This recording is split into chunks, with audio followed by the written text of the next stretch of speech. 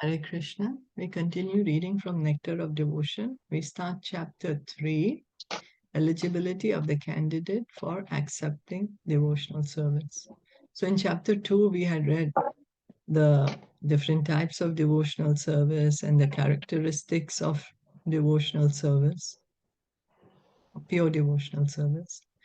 And then now, eligibility of the candidate for accepting devotional service. On account of his association with Mahatmas or great souls, 100% engaged in the devotional service of the Lord, one may attain a little bit of attraction for Sri Krishna. So once when we come in contact with a pure devotee, a Mahatma, a pure devotee, who's a pure devotee? He has no desire for material sense gratification at all. He's 100% engaged in serving the Lord. So he's engaged in pure devotional service.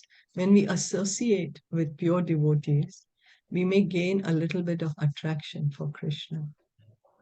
But at the same time, one may remain very much attached to fruitive activities and material sense enjoyment and not be prepared to undergo the different types of renunciation.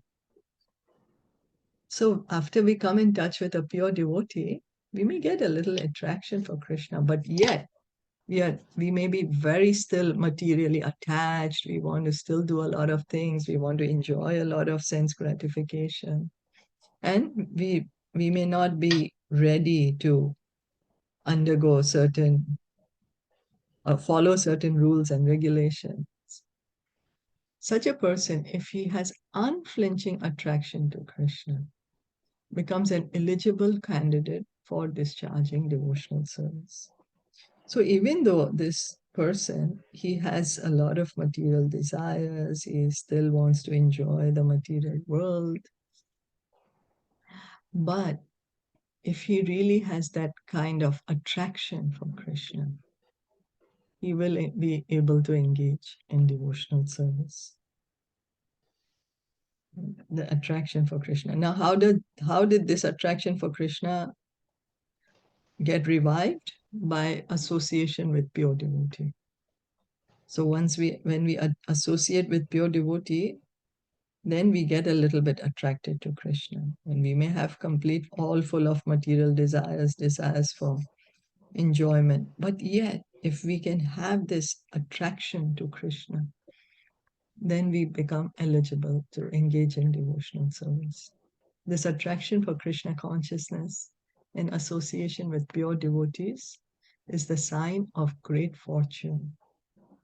We consider if we have a great wealth or a great family or great beauty or great material education as sign of good fortune. But what is the sign of real good fortune is this attraction for Krishna consciousness. Attraction to Krishna.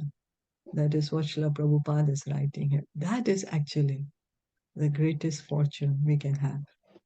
It is confirmed by Lord Chaitanya that only the fortunate persons, by the mercy of both a bona fide spiritual master and Krishna, will get the seed of devotional service. This is that Brahmita Bhume. What is that? Kaun Bhagyavan Jina Guru Jiva Guru Krishna Prasade Paya Bhakti Lata Bija. That we are wandering in this material universes. We are wandering, from one universe to another, one body to another. But somehow, out of great good fortune, one comes in contact with Guru and Krishna by mercy of Krishna, mercy of both Guru and Krishna. And then what happens? We get the seed of devotional service. In this connection, Lord Krishna says in Srimad Bhagavatam, 11th canto, 20th chapter, verse 8, My dear Uddhav, only by exceptional fortune does someone become attracted to me. And even if one is not completely detached from fruitive activities or is not completely attached to devotional service, such service is quickly effected. So this attraction to Krishna, this is the sign of greatest fortune. One may still have a lot of material desires. One may still not be on the purified platform. One may still be doing a lot of, you know, have a lot of desire for sense gratification. One may not be completely engaged in pure devotional service or attached to pure devotional service, but quickly he will come to the point of pure devotional service. Devotees may be divided into three classes. The devotee in the first or uppermost class is described as follows. He's very expert in the study of relevant scriptures, and he's also expert in putting forward arguments in terms of the scriptures. So this is the Uttama Adhikari, the first or topmost Uttama Adhikari, he's called. And what are his symptoms? That he is expert in the conclusion of all the scriptures. He's understood the conclusion of the scriptures, and not only is he understood it, but he's able to convince others. He's expert in convincing, in case there's an argument, there's a debate, there's a discussion based on the scriptures. He's able to convince another of the conclusion of the scripture. He can very nicely present conclusions with perfect discretion and can consider the ways of devotional service in a decisive way. So this is the Uttama Adhikari. He understands perfectly that the ultimate goal of life is to attain to the transcendental loving service of Krishna. And he knows that Krishna is the only object of worship and love. So the Uttama Adhikari has understood, he has realized. What he has realized? That the goal of life is Krishna Prema. The goal of life is to engage in pure devotional service. He's realized that the only object of love and worship is Krishna. We may have many goals, we may have so many different objects of worship, but the pure devotee, the Uttama Adhikari has realized that the highest goal is Prema Pumartha Mahan, engaging this love of Krishna. Prema Pumartha Mahan. Even Bhagavatam says that. That is the goal of life. That the only object of worship is Krishna. The only object of love is Krishna.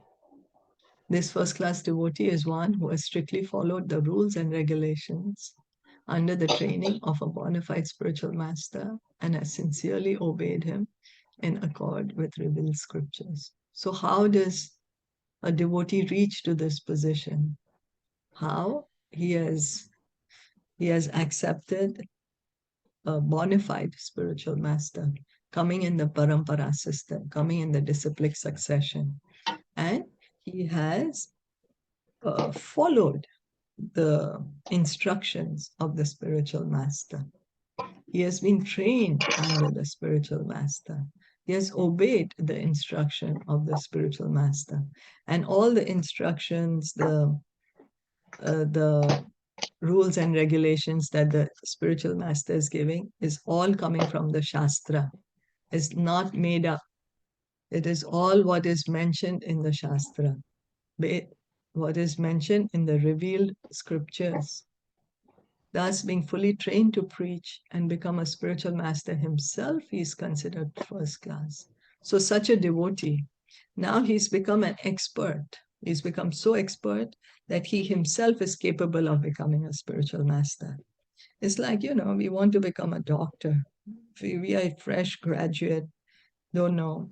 So then what we do, we go to medical school, we get training under the professors, we practice under a doctor, and then at one day, we will become a authorized doctor. So same way for devotional service. We approach a bona fide spiritual master, authorized. coming in the parampara system. Then we train under him. We follow the rules and regulations. And then one can become a first-class devotee and can become a spiritual master himself. Because the goal is not to become a spiritual master. The goal is to revive our love of Krishna. But during that process, he becomes qualified to help others also to revive love of Krishna. The first-class devotee never deviates from the principles of higher authority, and he attains firm faith in the scriptures by understanding with all reason and arguments. So this Uttama Adhikari, he is always following the previous acharyas, following the previous, he's always following authority. He does not act out of his mind. He's not saying, oh, this is better according to me, so let's follow this. No, the principles. Details are different, but the principle, that cannot be changed. And those principles are laid down by the previous acharyas. Details, people can change the details as per time, place, circumstance. And so what is this Uttamadhikari? He has this firm faith. He has firm faith in the scriptures. He has firm faith in Krishna. He has knowledge of the scriptures. He is understanding the position of Krishna. So he has this faith and he has this knowledge. So he's first class in that. When we speak of arguments and reason, it means arguments and reason on the basis of revealed scriptures. So he does not put forward his argument, he does not put forward his discussion, which is not based in scripture, not simply thinking out of the mind or according to me or I think or it should be like that or it's my belief. No, nothing that way. Whatever is mentioned in the Shastra, Bhagavad Gita says this, Srimad Bhagavatam says this, the Upanishad says this. That's it. That is how he presents the discussions. The first-class devotee is not interested in dry speculative methods meant for wasting time. In other words, one who has attained a mature determination in the matter of devotional service can be accepted as the first-class devotee. So he has gotten firm faith in Krishna, firm faith in the scriptures, firm faith in devotional service. So he has this knowledge and firm faith, and he is first class in that. The second-class devotee has been defined by the following symptoms. He's not, and so the first-class devotee, he's called Uttama Adhikari. Uttama Adhikari. Now, the second-class devotee. Second-class devotee is called Madhyam. Madhyam Adhikari. He has been defined by the following symptoms. He is not very expert in arguing on the strength of revealed scripture, but he has firm faith in the objective. So the second class, the Madhyam, he has firm faith in Krishna, firm faith in the scriptures, he has firm faith in his spiritual master, firm faith that devotional service is the only way, but his knowledge is not very, he's not able to present the conclusion of the Vedas in such a way as to convince another. Or if there's a discussion, there's a big debate, somebody is like really coming as a scholar based on, oh, this is a Sanskrit grammar and this is a logic. So a Madhyam may not be able to put forth valuable arguments because his knowledge is not very strong, but he has firm faith.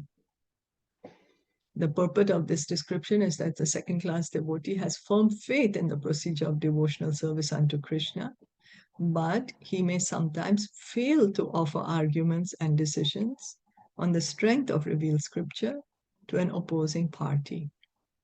But at the same time, he is still undaunted within himself as to his decision that Krishna is the supreme object of worship. So even though he may not be able to put forth arguments, he may not be able to put forth um, discussions from the scripture to another. For himself, he has firm faith Krishna is God. He has firm faith that he wants to engage in devotional service. That firm faith is already established. That's why he's called Madhyam. So the Uttam has firm faith and very good knowledge. This knowledge of the scriptures is so good that he can put forward arguments and discussions. Madhyam, firm faith, but maybe not able to put forward arguments and discussions based on scripture. The neophyte or third class devotee. So this is the Kanishta Adhikari, the beginner devotee. Now one may say, oh, third class neophyte. No, but he is a devotee, so he's already very great. Being a devotee is very great. So Kanishta is also very great, actually. But this is just, for the sake of our understanding, basically. It's that. So is one whose faith is not strong and who at the same time does not recognize the decision of the revealed scripture. So this is the beginner devotee, the Kanishta. His faith is not very strong and his knowledge is also not very strong. So weak faith and weak knowledge.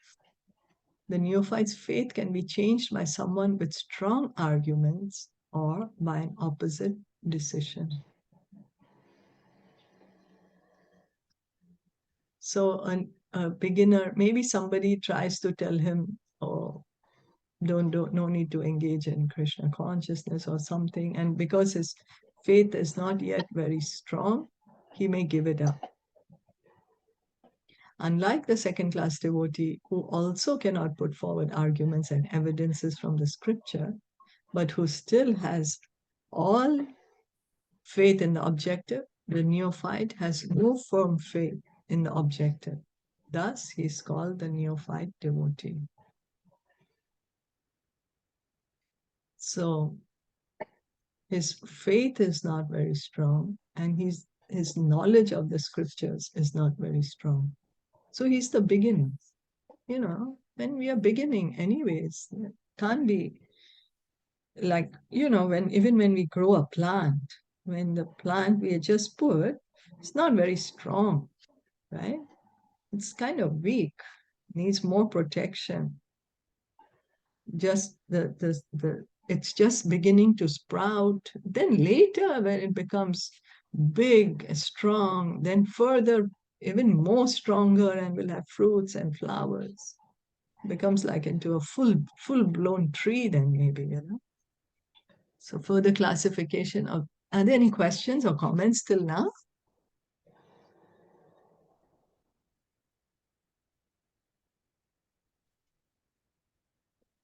Yes, so then reading on, further classification of the neophyte devotee is made in the Bhagavad Gita.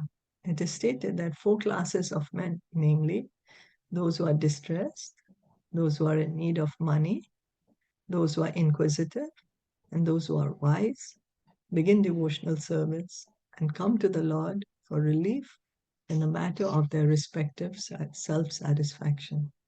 So Krishna says in Bhagavad Gita, chapter 7, that 4 kinds of pious people approach me.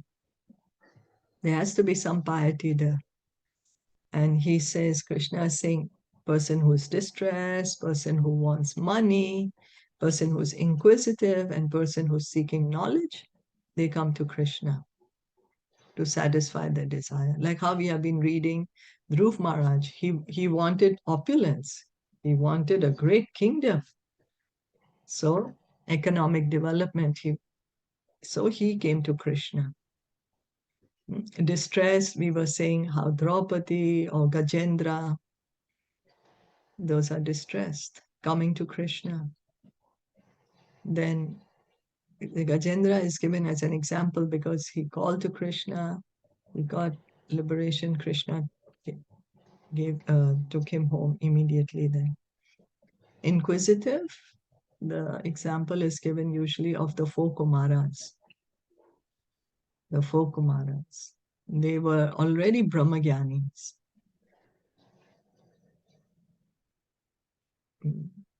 I'm sorry. The four Kumaras are the one who come in knowledge. The inquisitive are the sages of Naimisharanya. The sages of Naimisharanya, they were inquisitive as to know, understand the nature of the absolute truth. So those were the sages of Naimisharanya, and the devotees who come to Krishna in knowledge, they are the four Kumaras. They were already Brahmagyanis. They understood the difference between God and the living entity. They already understood the Brahman. So they were in knowledge, and they came to Krishna and they became pure devotees. So they go into some place of worship and pray to God for mitigation of material distress, or for some economic development, or to satisfy their inquisitiveness. And a wise man who simply realizes the greatness of God is also counted among the neophytes. So all these four type of people who begin devotional service are the neophyte devotees, the beginner devotees. Even understanding that God is great, understanding I'm not God. God is someone great. This is a wise man. It means a person is learned if he's able to understand there's a difference between God and me. This is the sign of knowledge, of real knowledge, that, oh, I'm not God. God is someone who's really great. So such beginners can be elevated to the second class or first class platform if they associate with pure devotees. So we may be having, we may be in distress or need money or be inquisitive or knowledge. And so if we begin devotional service, we come to Krishna, then we are called beginner devotees. And then these beginner devotees, if they come in association with a pure devotee, then they can become second class devotee, madhyam, or they can even go up to become uttama adhikaris, first class devotee. An example of the neophyte class is Maharaj Dhruva. He was in need of his father's kingdom and therefore engaged himself in devotional service to the Lord. Then in the end, when he was completely purified, he declined to accept any material benediction from the Lord. So we have been hearing how Dhruv Maharaj was doing so much austerity. He was not eating. At first, he was eating only roots and dry leaves like that. Then he stopped eating, drinking only some water a few days. Then he stopped even breathing. For how many days he was not breathing? So great austerity. And finally, he's seeing the Lord. The Lord has come to him. And then what he's saying, oh, I was foolish. I wanted just some kingdom. He's considering himself foolish. So he's counted as this devotee who came to Krishna seeking for wealth. But after he saw the Lord, he became purified. He didn't want anything material. Similarly, Gajendra was distressed and prayed to Krishna for protection, after which he became a pure devotee. So Gajendra, he wanted relief. He was so much in distress. The crocodile, he was fighting for thousands of years, and finally he called out to the Lord, and immediately the Lord came and protected Gajendra, took him back home. Similarly, Sanak, Sanatan, Sananda, and Sanat Kumar. These are the four Kumaras. They were all in the category of wise, saintly persons. And they were also attracted by devotional service. So this is someone who's coming to Krishna in knowledge. They knew that God is great. They were already wise. Wise means what? Understanding. I'm not God. God is someone who's great. And they also got attracted to devotional service. They were already on the Brahman platform. You know, we read in Bhagavatam how they entered Vaikuntha, and there they smelled the tulsi leaves that were offered to the lotus feet of the Lord, and by smelling that, they became pure devotees. So it goes to show that even someone who's liberated gets attracted by devotional service. So they are the four Kumaras, they are the learned ones. They are coming to Krishna and knowledge. A similar thing happened to the assembly in the Naimisharanya forest, headed by the sage Shaunak. The sages were inquisitive and were always asking Sutta Goswami about Krishna. So there's the setting scene of speaking of Bhagavatam. You know, the sages were there, they were seated, they appointed Shaunak Rishi as their leader to put questions to Sutta Goswami. And what questions were they putting? They were asking questions about Krishna. And Sutta Goswami was answering based on what he had heard when Sukadev Goswami spoke the Bhagavatam to Parikshit. We can see it's all coming in disciplic succession. Sutta Goswami heard the Bhagavatam from Sukadev Goswami, and that's how he was repeating it to the sages of Naimisharanya. Thus, they achieved the association of a pure devotee and became pure devotees themselves. So, that is the way of elevating oneself in whatever condition one may be. If he's fortunate enough to associate with pure devotees, then very quickly he's elevated to the second class or first class platform. So, association with who? With the pure devotee. That helps us. That helps us in our spiritual life. We can become third class devotee, we can become second class devotee, and we may even become first class devotee. Association with a pure devotee. It's very important. Who we associate with, we become like that person. We take on the qualities of the person we associate with. So if we associate with a pure devotee, we will also imbibe that faith, that devotion to Krishna. And we ourselves can become pure devotees in the association of pure devotees. So we'll stop here for today. Thank you so much for listening and joining in. Srila Prabhupada ki jai, Gaur Bhakta Vrinda ki jai. Hari Bol.